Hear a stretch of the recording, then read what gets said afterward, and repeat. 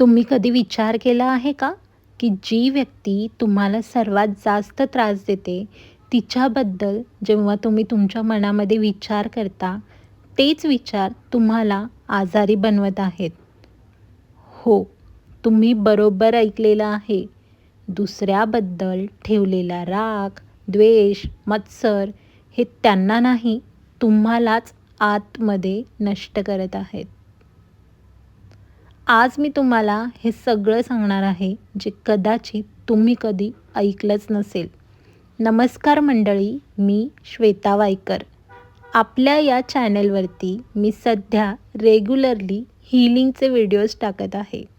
EFT tapping, होओपोनोपोनो आणि NLPबद्दल. आजचा विषय खूप महत्त्वाचा आहे, कारण हे प्रत्येकाच्या आयुष्यात घडत असतं, पण कोणी बोलत नाही.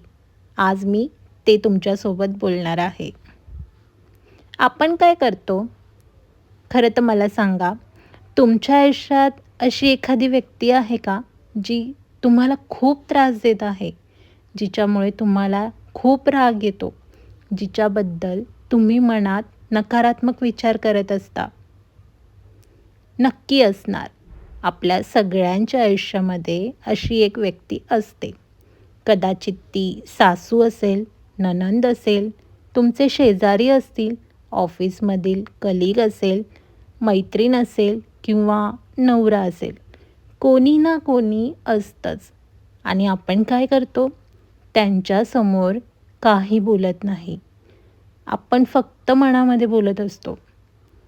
आपल्या मनात ना जणू विचारांची संपूर्ण सिरीजच चालू असते. हिने असं केलं, तिने तसं केलं. त्याला काय वाटतं स्वतःबद्दल? मीच का सहन करायचं? नको, त्या माणसाला ना धडा शिकवायलाच पाहिजे. त्याच्यासोबत वाईट व्हायलाच पाहिजे. हे विचार कुठे ठेवतो आपण? हे विचार आपण आपल्या मनामध्ये ठेवतो. आणि आपल्याला वाटतं, मी त्यांच्यासमोर थोडी ना बोलले आहे, त्यांना कळणार नाही. पण मंडळी, इथेच आपली सर्वात मोठी चूक होत असते. तुम्हाला माहिती सायन्स काय सांगतं? खरं तर सायन्स तेच सांगत आहे, जे आपले पूर्वजसुद्धा सांगत होते. आपल्या प्रत्येक विचाराला ना एक एनर्जी असते. म्हणजे तुम्ही जेव्हा एखाद्या व्यक्तीबद्दल राग, द्वेष, मत्सर किंवा नकारात्मक विचार करता, तेव्हा या सगळ्या निगेटिव्ह भावना त्या व्यक्तीपर्यंत पोहोचत असतात. कारण तुम्ही ज्या वेळेला निगेटिव्ह विचार करत असता, त्यावेळेला ती एनर्जी तुमच्या शरीरातून बाहेर पडत असते. बरं, हे कसं होतं? खरं तर आपल्या विचारांमुळे आपल्या शरीरामध्ये एक व्हायब्रेशन तयार होतं. आणि हे व्हायब्रेशन आपल्या बोलण्यात, आपल्या वागण्यात, आपल्या डोळ्यात आणि आपल्या बॉडी लँग्वेजमध्ये सगळीकडे दिसू लागतं. मग समोरची व्यक्ती, तुम्ही तिच्यासमोर काहीही बोलले नाही, तरीसुद्धा ते सगळं सेन्स करू शकते. तिला कळतं की ही व्यक्ती माझ्याबद्दल काहीतरी निगेटिव्ह विचार करत आहे. बरं, पॉझिटिव्ह करत असेल ते सुद्धा कळतं. आणि मग ती पण तुमच्याशी कडवटपणे वागायला लागते.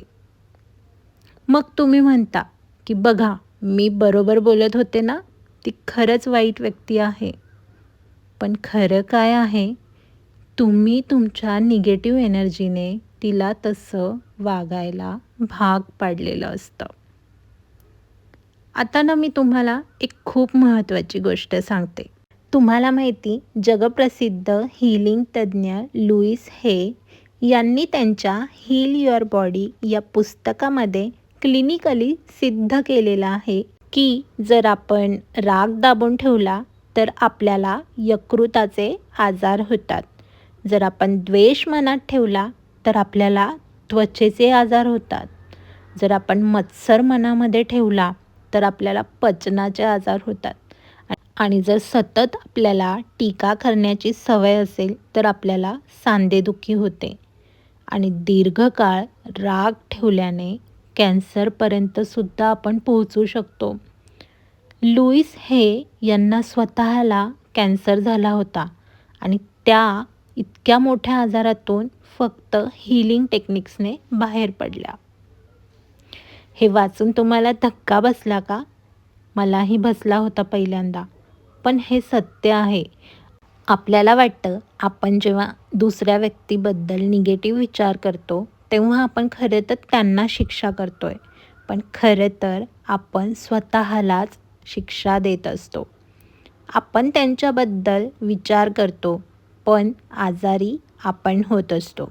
आपण त्यांच्याबद्दल झोपेमध्ये विचार करतो, पण झोप आपली उडते आणि आपल्याला वाटतं आपण त्यांच्यामुळे जळतो, पण खरं तर आपण आपलंच आयुष्य जाळून घेत असतो. आता या सगळ्या निगेटिव्ह इमोशनचे ब्लॉकेजेस फक्त आपल्या शरीरात नाही, तर आपल्या आयुष्याच्या प्रत्येक भागामध्ये दिसू लागतात. जसं की आपल्या नात्यांमध्ये. जेव्हा आपण एका व्यक्तीबद्दल राग मनामध्ये ठेवतो, तर तो राग आपण दुसऱ्या नात्यांमध्ये पण काढू लागतो आणि त्यामुळे घरात भांडणे वाढतात आणि आपण एकटेपणा आपला वाढवून घेतो.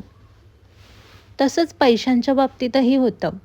मनात जर नकारात्मकता असेल ना, तर पैसा येतो पण टिकत नाही.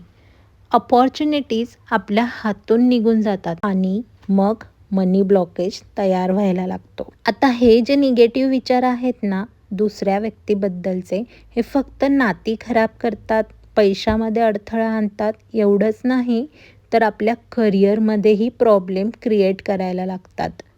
जसं की आपली एनर्जी पूर्णपणे त्या व्यक्तीचे विचार करण्यामध्ये आपण खर्च करू लागतो आणि त्यामुळे आपला फोकस राहत नाही. आपली ग्रोथसुद्धा थांबू लागते आणि त्याचा परिणाम आपल्या करिअरवरती होतो.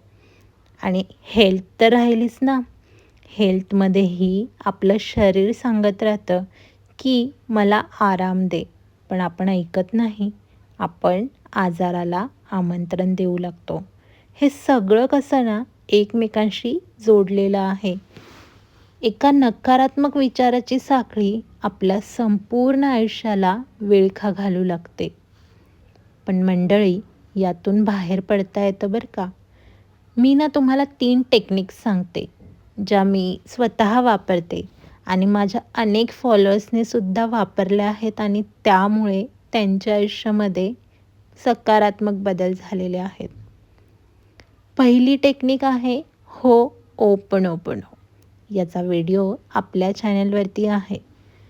काय करायचं आहे, तुम्हाला ज्या व्यक्तीबद्दल मनामध्ये नकारात्मक विचार येत आहेत, त्या व्यक्तीचा विचार करताना तुम्हाला तिला मी माफ करतो, तू मला माफ कर, तुझं आणि माझं प्रेमळ नातं आहे त्यासाठी धन्यवाद आणि तुझ्यावरती माझं खूप प्रेम आहे.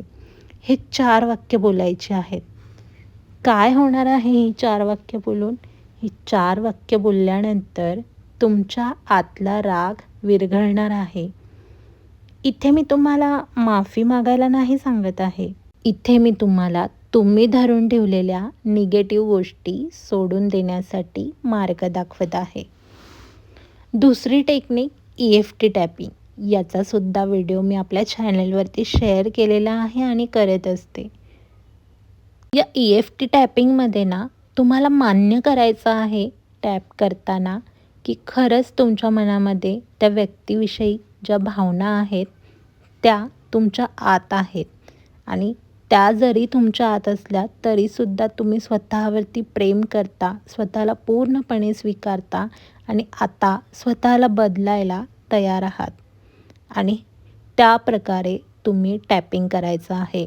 आता हे जे टॅपिंग आहे याचे मी व्हिडिओज आपल्या चॅनलवरती टाकत आहे, त्यामुळे तुम्ही ते व्हिडिओज बघू शकता आणि त्याबद्दल जर तुम्हाला व्हिडिओच हवा असेल तर मला कमेंटमध्ये नक्की विचारा. तिसरी टेक्निक आहे की तुम्हाला त्या व्यक्तीला इमॅजिन करायचं आहे. आता इमॅजिन करताना तुम्हाला तिला म्हणायचं आहे की तू माझ्या आयुष्याचा एक सुंदर भाग आहेस. मी तुझ्याकडून खूप काही शिकले आहे. आता मी तुला रिलीज करत आहे आणि मी माझ्या आनंदासाठी हे आपल्याला त्या व्यक्तीला इमॅजिन करता करता म्हणायचं आहे. तुम्हाला काही दिवसांमध्येच खूप सकारात्मक बदल जाणवायला लागेल. खरं तर या तिन्हीही टेक्निक्स तुम्ही जर एकत्र केल्या ना, तर तुमच्या मनातील हे ब्लॉकेजेस दूर व्हायला मदत होईल. पण सातत्य हवं. मंडळी, जर हा व्हिडिओ तुम्हाला खरंच उपयुक्त वाटला असेल ना, तर आत्ताच चॅनेलला सबस्क्राईब करा आणि बेल आयकॉन नक्की दाबा. कारण असेच हीलिंगचे व्हिडिओज मी रेग्युलरली आपल्या चॅनलवरती टाकत राहणार आहे. तुमच्या एका सबस्क्राईबमुळे हे हीलिंग दुसऱ्या कोणापर्यंत तरी पोहोचेल. लाईक करा आणि शेअर करा.